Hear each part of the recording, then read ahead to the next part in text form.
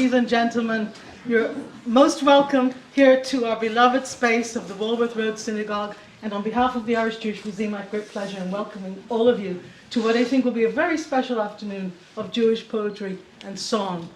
I'd like to thank all of our wonderful participants who are performing here today. We have Simon Lewis, Judith Mock, David Goldberg, Michael O'Loughlin, Nick Roth, and Johnny Taylor, to mention the main people so far. And we're looking forward to hearing some klezmer music and some other music. So our first reader is Simon Lewis. Simon, as you will all know, is the Emerging Poet Award winner of the Hennessy Award last year, and also runner-up in the Patrick Kavanagh Award. He's published in many magazines, journals, and newspapers. And in his other life, he's principal of the Educate Together School in Carlow. I don't know how he does it. I don't know how he gets time, but that's what he does. His book, Jewtown, newly published, is widely acclaimed and a very successful first publication. It chronicles the experiences of the Lithuanian immigrants who arrived in Cork in the late 1800s and formed the Jewish community there. It's poignant that in the same year that this book has come out, of course, we know that the Cork Synagogue has closed, and indeed this very week Freddie Rosehill has died, and that means really the community as we have known it is no longer, alas.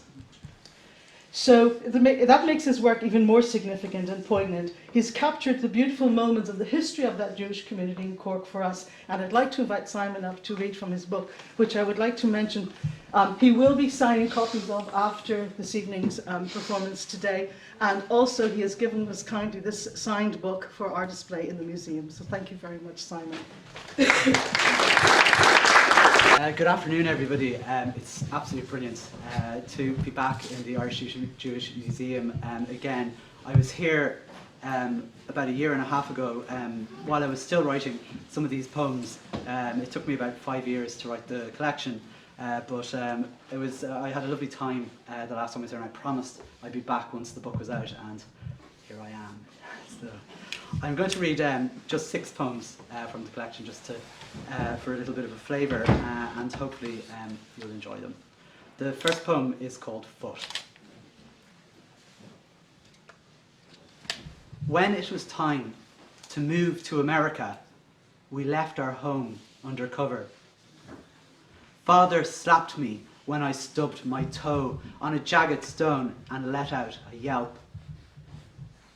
He scolded me that any sound could murder us if the Russian army heard. I do not know how long it took to creep onto the ship. I spent the weeks looking at my swollen toe. Its nail black, and the scab was oozing yellow through the cracks of the puce, and I felt the redness moving upwards like lava. It gave me something to look at, while others were bothering with rats, nausea, and death. I woke in a hospital bed to hear Mother grumbling that in New York they could have saved it. When he saw my eyes, Father smiled and held my leg like a prize, gripping the stump in his palm.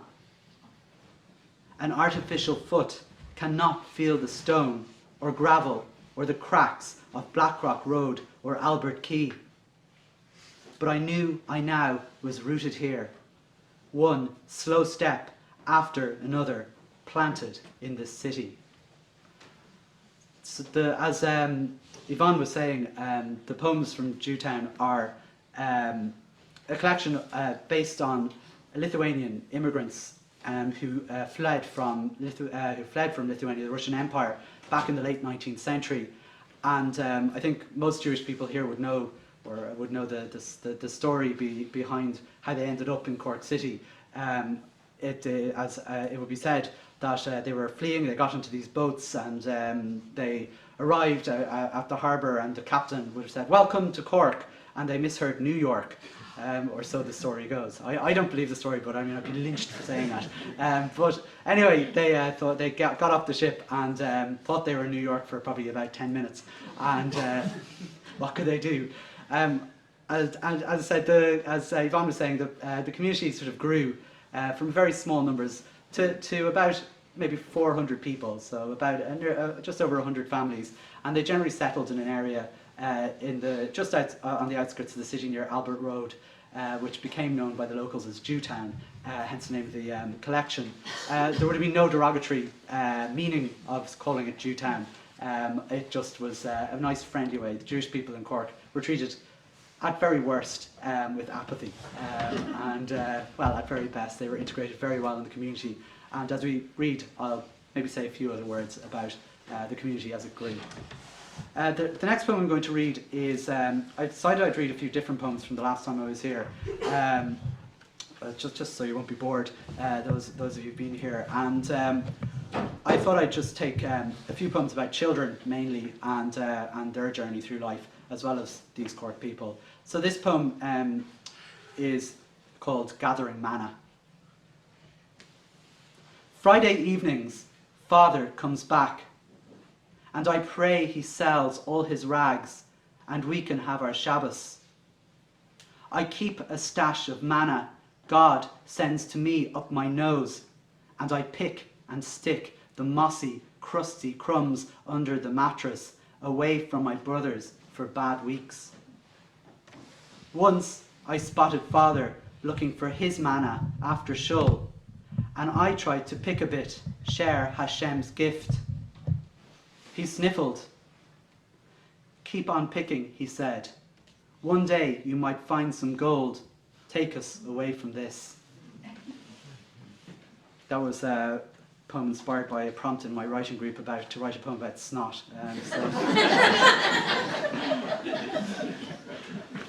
There goes the poetry of that. This poem I thought I'd read because this year, coincidentally, Hanukkah is on the 24th of December, and in 1902 Hanukkah was also on the 24th of December, and it was in around the time where the population of Jewish people in Jewtown area had sort of got to about 200 people, and I thought I'd write a Christmas poem. So this is called The First Christmas, the 24th December 1902. The children are playing dreidel on the kitchen floor, spinning a jagged stone they found by the quays, letters etched with flint. Their gathered pebbles are worth 1,000 guineas each as they squabble over whether it has landed on a gimel or hay.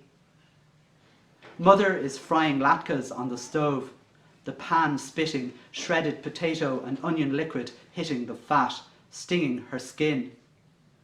The buttery, salty, starchy fumes drift out the kitchen window around Victoria Quay, Albert Road and Marina Terrace in the December breeze. Mingling with the puffing smoke from the steam trains and the cinnamon, frankincense and cloves from the stalls along the quayside where the Shawley women are selling the last fruits from their carts, and outside Fannings the smallest pigs, hens and geese are left hanging. The youngest spins a gimel, and all the pebbles are his, and the moans from his brothers and sisters are stopped by mother's pointed fork. Father opens the front door, a goose under his arm, a few extra pounds in his pouch, and a bag of broken biscuits from the boss in the warehouse.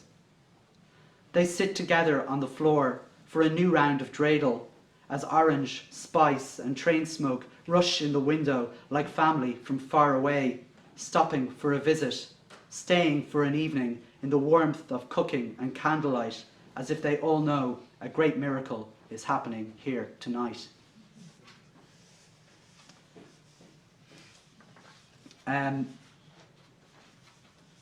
I suppose as time went on, the Jewish community grew fairly well, and children went to the local schools and got on reasonably well. This poem is, I suppose, inevitably when things go wrong for children. I suppose children are generally treated quite well because they're children, and it's when they grow up things don't go so well. So this poem is called The Albert Road Kids. We all played together, the Albert Road kids, street games like knick-knack and hide and seek. Then they got older, called us kikes, shylocks, yids. There was Moishe Magoo and Sidney the Squid and Charlie the Chatterbox, who couldn't speak. We all played together, the Albert Road kids. I was Paddy the Jew, because my hair was red. There was Cohen the Golden and Wolfson the Weak. Then they got older, called us Kikes, Shylocks, Yids. My best friend, a goy, we called Terrible Ed, who wouldn't tell lies or curse or give cheek. We all played together, the Albert Road kids. We crept into Houghton's, grabbed bundles of twigs, shared out the bounty for playtime that week. Then they got older, threw the sticks at us Yids.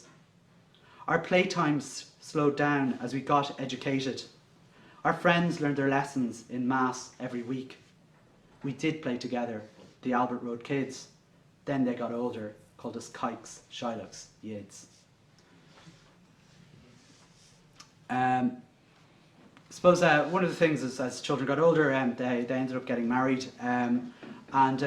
As with most, I suppose, most Jewish families in those days, and possibly Christian families, arranged marriages were a thing, I suppose. And I just felt I should write about a poor man who was not me, by the way. This is not about me at all.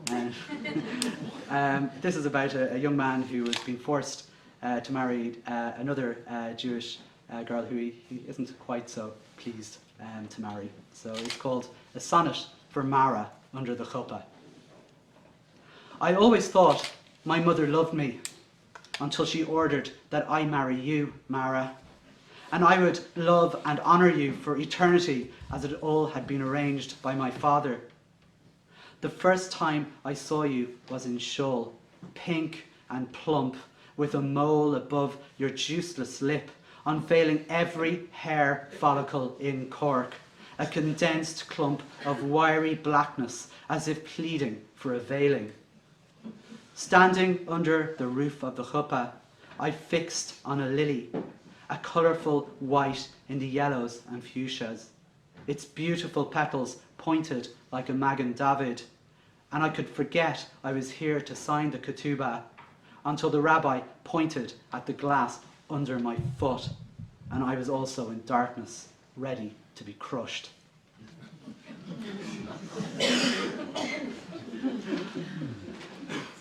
I sometimes read poems based on some very famous Cork Jewry that came from it. I'm not going to do that today, but I suppose I wanted to. My last poem, I suppose, would be I'm going to read. Was only appropriate due to this week the death of Freddie Rosehill, who I met twice, both this year. Strangely enough, I hadn't met him before. And the first time I met him was when the synagogue closed down in February in Cork, and I went to the Friday night service where this poem comes from.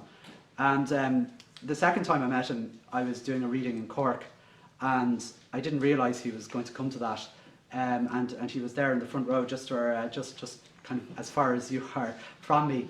And I had planned to read this poem, and he's in it. And it's very weird to read a poem about someone when they're actually standing there or sitting there in front of you. And I went ahead and I couldn't look at him. But at the very end, I went up to him.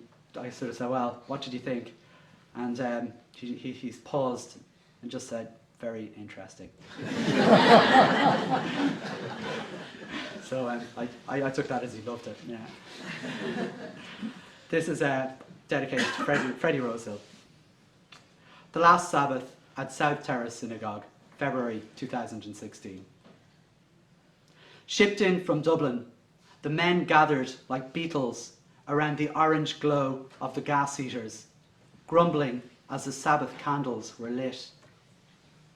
Above them, the women looked down from the crumbling balcony at the ruins, the walls twinkling with dew, the rot chewing the panels, and the blue velvet table covers airbrushed by damp. The men shifted in the pews as their knees stiffened, and they mumbled along to the cantor's funereal chants.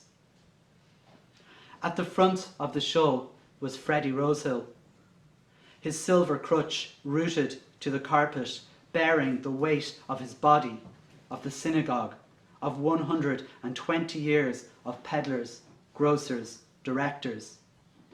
His face, red with the strain, gave in by the first Kaddish, drooping back into the pew, knowing he was part of the furniture, ready to be moved on. Thank you very much.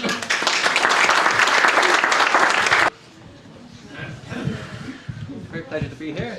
Thank you for the invitation. This is a piece called Beim Rebben Sude, which means at the Rabbi's table.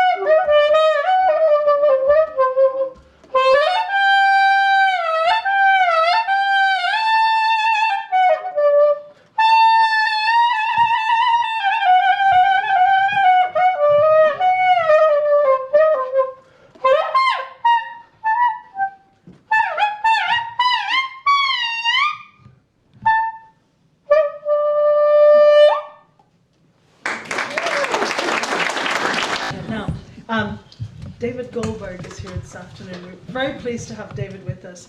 Artist, sometimes historian. He has contributed greatly to our historical evenings here at the museum, and poet in his own right. He's here to talk to us this afternoon about the poetry of Yehuda Amichai. And I believe also you'll read some of your own poems as well, perhaps? Maybe? So please... How long do you think I'm going to read for? Not too long. But please give a warm round of welcome to David Goldberg. Thank you very much, ladies and gentlemen. Thank you, Yvonne, for the invitation. It's a great pleasure to be here and to talk to you and to read to you, talk to you about and read from the work of Yehuda Amichai. Before I do any of that, following on from the references to Fred Rosal, my dear friend, I would like to just read a poem by Amichai to start with, which is called My Father, very short, and it can be dedicated to Freddie because this is everyone's father. He says, the memory of my father is wrapped up in white paper like sandwiches taken for a day at work. Just as a magician takes towers and rabbits out of his hat, he drew love from a small body, and the rivers of his hands overflowed with good deeds.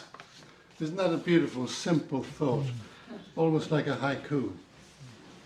Yehuda Amichai was Israel's greatest contemporary poet, acknowledged by many critics and commentators as having revolutionized the use of language into a form which is very simple and very accessible. Some say that no poet has written like him since King David. That's quite an accolade and goes back a long way. And others rate him with the great Jewish poet Yehuda Halevi, which was 1,000 years ago. Yehuda Amichai was born in Würzburg in Bavaria, southern Germany.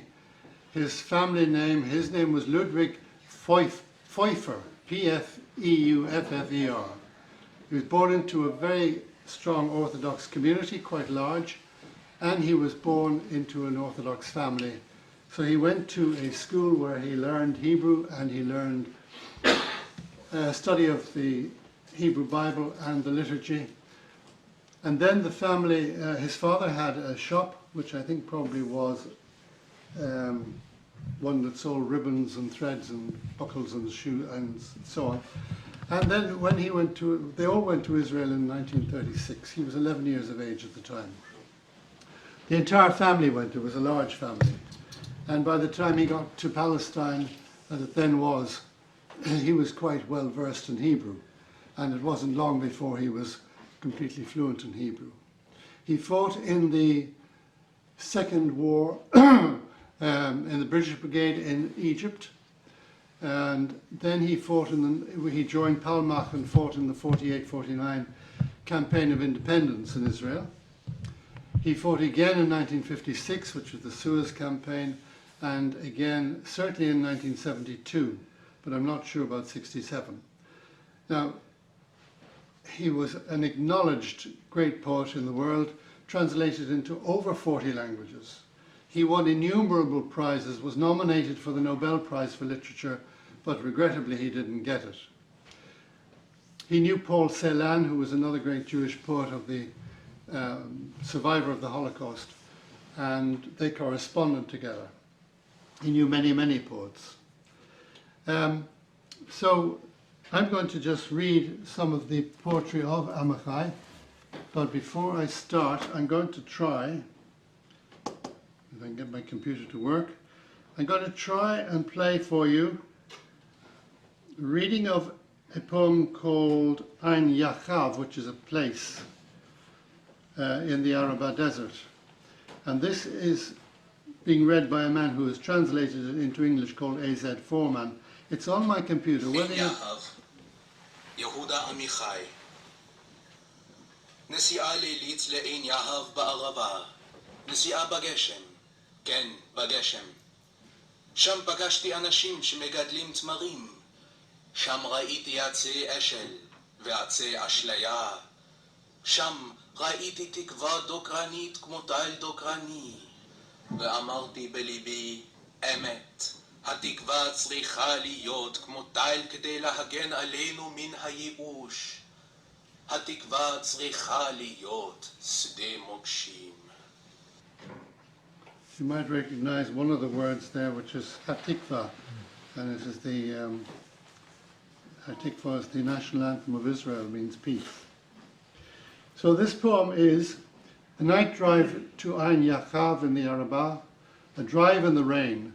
Yes, in the rain. There I met people who grow date palms. There I saw great tamarisk trees and great risk trees. There I saw hope barbed like barbed wire.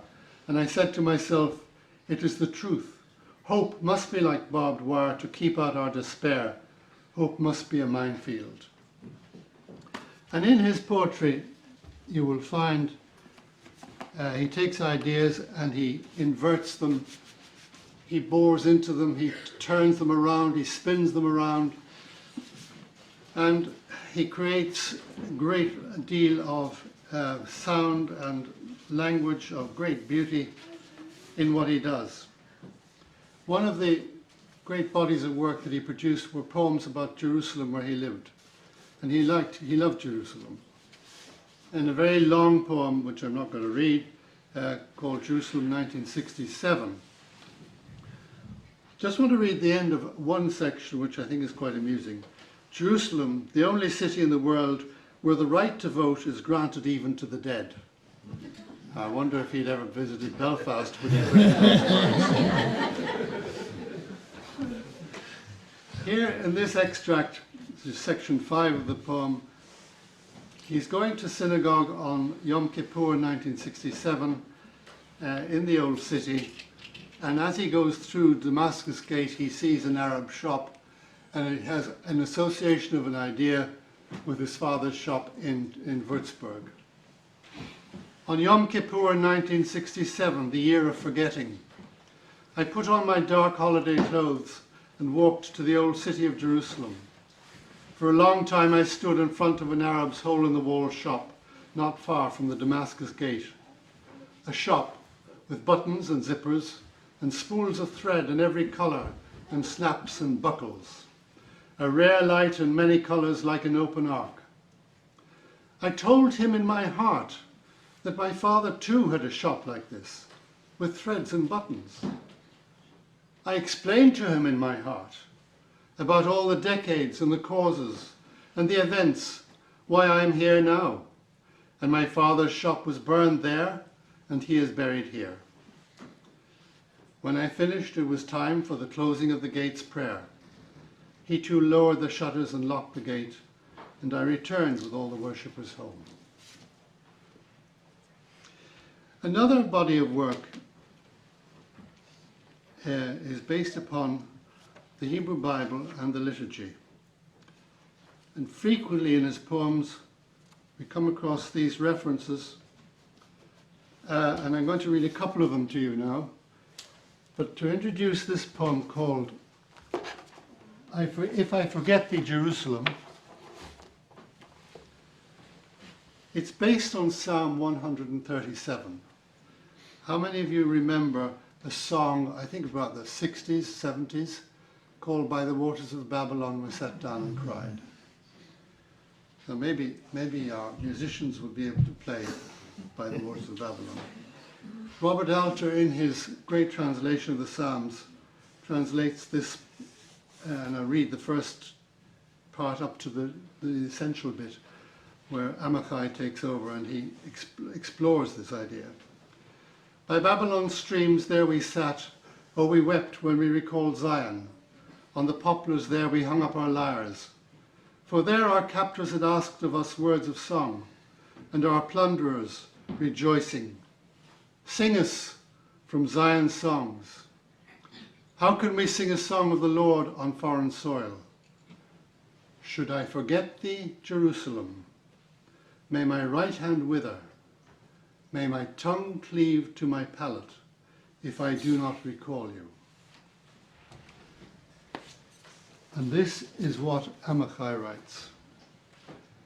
If I forget thee, Jerusalem, then let my right be forgotten. Let my right be forgotten and my left remember.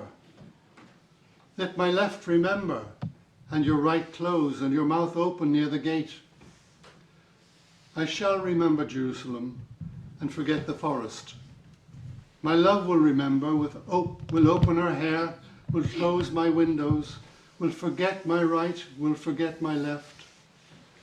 If the west wind does not come, I'll never forgive the walls, nor the sea, nor myself. Should my right forget, my left shall forgive. I shall forget all water. I shall forget my mother. If I forget thee, Jerusalem, let my blood be forgotten. I shall touch your forehead, forget my own. My voice changes for the second and last time to the most terrible of voices or silence.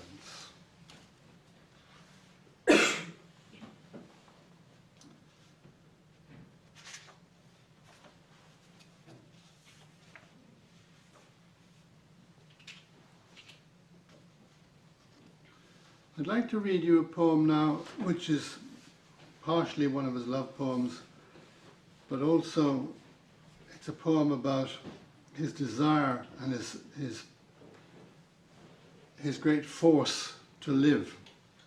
And this comes from a man who has seen so much death in the battlefield. So it's quite moving. I shall walk past a house where I once lived.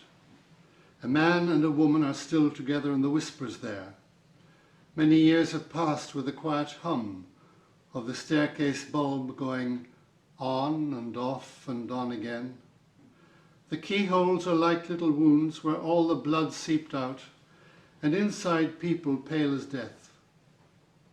I want to stand once again as I did, holding my first love all night long in the doorway.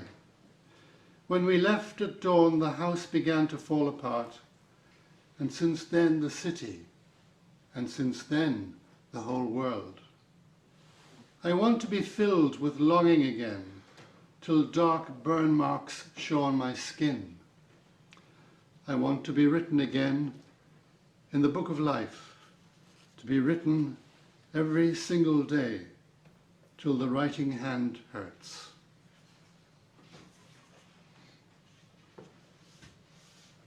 I suppose one of the most tender sections of poetry that he wrote was about his family. He wrote a lot about his father.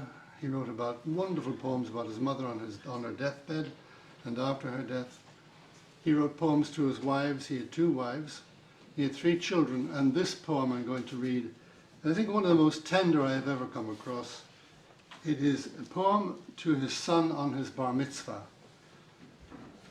And one of the things that's particularly interesting about this is it's translated by Yehuda Amichai with the assistance of his great friend Ted Hughes, the Nobel laureate. My son, in whose face there is already a sign of eagle, like a daring prefix to your life, let me kiss you once more while you still love it, softly, like this, before you become a hairy Esau of open fields. Be for a little while soft-skinned Jacob from my blind hands. Your brain is well packed in your skull, efficiently folded for life. Had it stayed spread out, you might have been happier, a large sheet of happiness without memory. I'm on my way from believing in God. You're on your way toward it. This too is a meeting point of a father and a son. It's evening now. The earth ball is cooling. Clouds that have never lain with a woman pass overhead in the sky.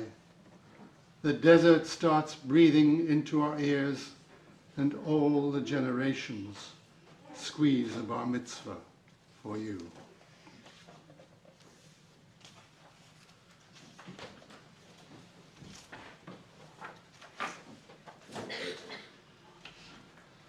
Well, this is a lovely love poem called But We. The war began far away, but we sat in the house. The future was close. It began by the window with no space between. The future was yellow, the color of acacia blossoms, and purple, the color of bougainvillea, and its voices were the voices of the 2 of us. We made love in the orange grove on the sandy soil. The grove lent us its strength, and we lent it our strength. And beyond the row of cypresses the train passed by, but we only heard it, we didn't see. And all the things we spoke between us began with the words, but we. And when we parted after the war's end, these words parted too. The word but stayed in its place, and the word we passed on to another place. I'm going to finish with another poem in which he discusses a Hebrew text. This text he discusses is the book of Ecclesiastes, which I think probably everybody knows is a time to die and a time to live, a time to reap and a time to sow, and so on. It's called A Man and His Life. A man doesn't have time in his life to have time for everything. He doesn't have seasons enough to have seasons for every purpose. Ecclesiastes was wrong about that.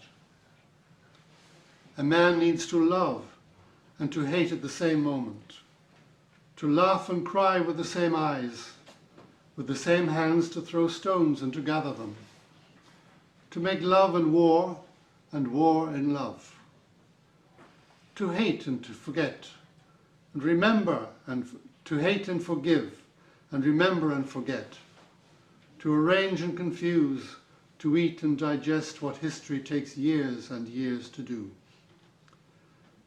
A man doesn't have time. When he loses, he seeks. When he finds, he forgets. When he forgets, he loves. When he loves, he begins to forget. And his soul is seasoned. His soul is very professional. Only his body remains forever an amateur. It tries and it misses, gets muddled, doesn't learn a thing, drunk and blind in its pleasures and in its pains. He will die as figs die in autumn, shriveled and full of himself and sweet, the leaves growing dry on the ground, the bare branches already pointing to the place where there's time for everything.